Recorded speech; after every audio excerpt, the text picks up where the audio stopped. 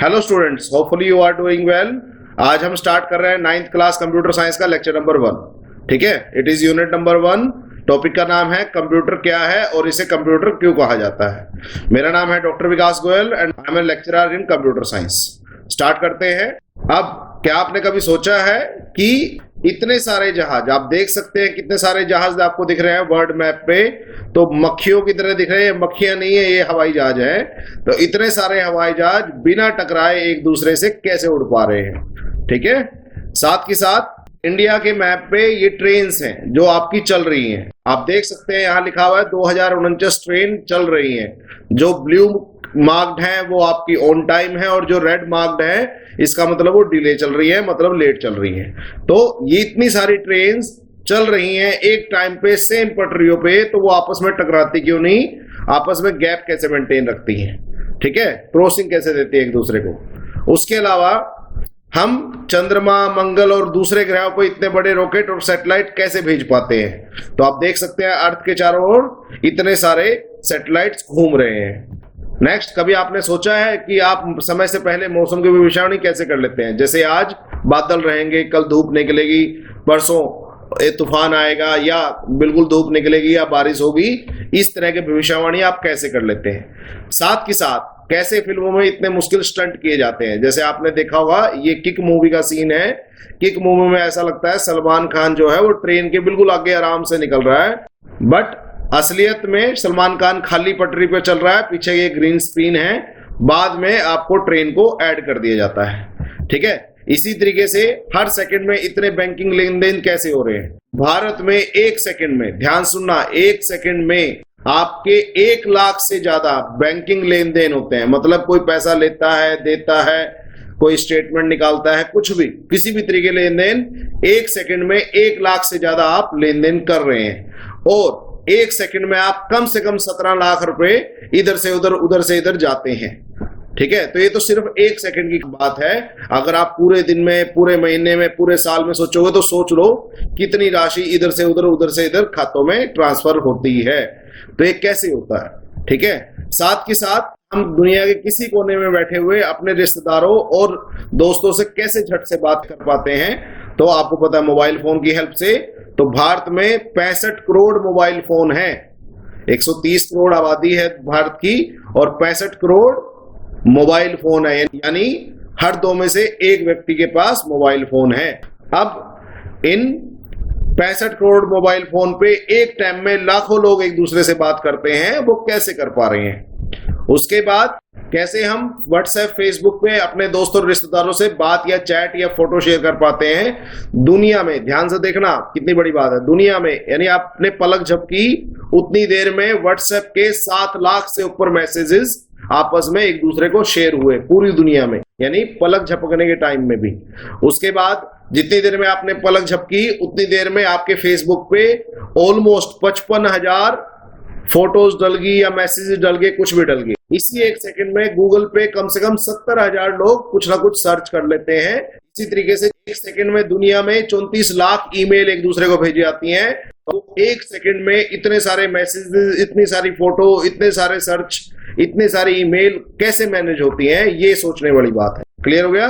तो ये बहुत सारा काम था, तो सबका आंसर एक ही है, दैट इज कंप्यूटर। ठीक है, तो अगर कंप्यूटर हमारे पास है, इंटरनेट कनेक्शन हमारे पास है, तो हमारी लाइफ काफी आसान हो जाती है।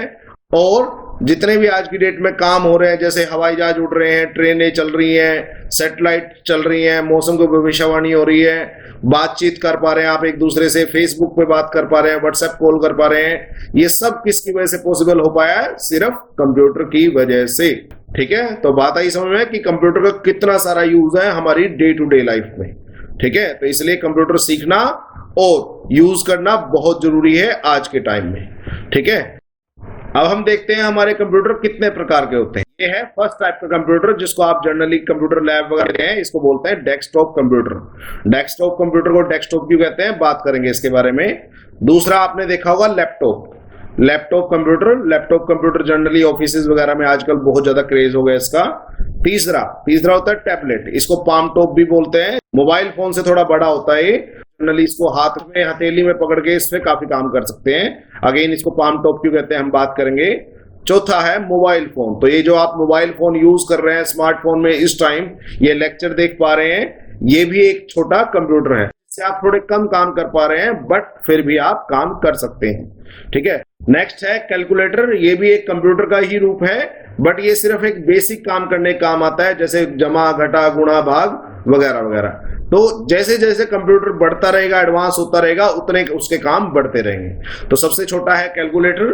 कैलकुलेटर से थोड़े काम होते हैं, मोबाइल फोन से थोड़े और ज्यादा, टैबलेट से थोड़े और ज्यादा, लैपटॉप से और ज्यादा और डेस्कटॉप से सबसे ज्यादा, ठीक है। क्लियर हो गया। अब मेन है कंप्यूटर को कंप्यूटर क्यों कहा जाता है। हम बार बार बोल रहे हैं कंप्यूटर है कंप्यूटर है कंप्यूटर है, इसको बोल ही क्यों रहे हैं कंप्यूटर। तो ध्यान से सुनिएगा। कंप्यूटर शब्द अंग्रेजी का कंप्यूट शब्द से बना है जिसका अर्थ है गणना करना। सबसे पहले जब ये मशीन बनाई गई थी तो सिर्फ गणना करने के लिए, कंप्यूट करने के लिए बनाई गई थी, इसलिए इसका नाम पड़ा कंप्यूटर।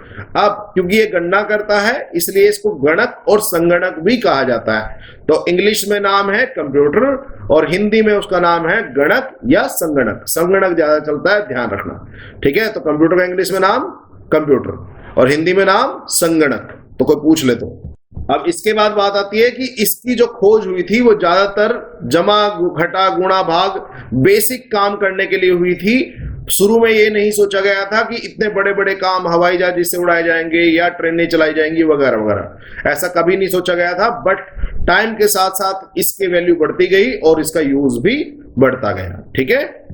उसके बाद कंप्यूटर का इस्तेमाल। तो पुराने समय में कंप्यूटर का इस्तेमाल सिर्फ गणना करने के लिए, प्लस माइनस गुणा भाग छोटे मोटे काम करने के लिए किया जाता था, किंतु आजकल इसका इस्तेमाल कागजात बनाने में। अगर आप कभी कोर्ट गए हो, अदालत में गए हो तो वहां देखा होगा जितने भी डॉक्यूमेंट बनते हैं, चाहे आप बर्थ सर्टिफिकेट बनवा लो, चाहे आप कास्ट सर्टिफिकेट बनवा लो, चाहे आप किसी तरह का भी डॉक्यूमेंट बनाओ, आज की डेट में वो कंप्यूटर से ही बनता है। गाने सुनने में इसका यूज होता है, पेंटिंग करने में इसका यूज होता है, फिल्में देखने और बनाने में। तो फिल्में तो देख ही सकते हो, साथ साथ फिल्में बना भी सकते हो, जैसे मैंने एग्जांपल दिया था अभी। उसके बाद गेम्स खेलने में इसका यूज होता है, साथ साथ गेम्स बनती भी कंप्यूटर पे ही है, ठीक है। उसके बाद बैंकों में यूज होता है, अस्पतालों में यूज होता है, अदालतों में यूज होता है। बैंकों में तो बहुत ज्यादा यूज होता है आज की डेट में।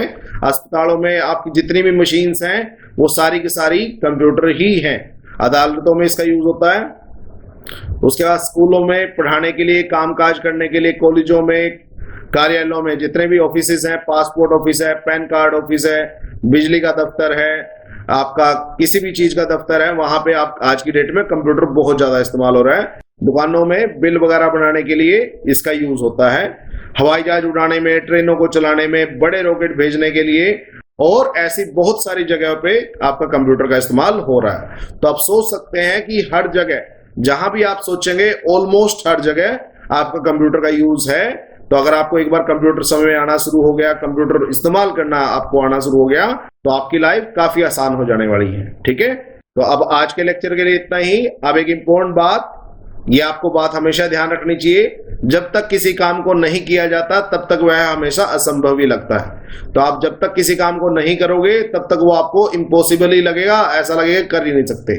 चाहे वो खेल की बात हो, चाहे वो पढ़ाई की बात हो, चाहे कोई भी बात हो, ठीक है। तो अगर आप ठान लेंगे किसी काम को करने की तो आपको कभी भी असंभव नहीं लगेगा, आप उस काम को हमेशा कर पाएंगे, ठीक है। ओके बच्चे, मिलते हैं नेक्स्ट लेक्चर में।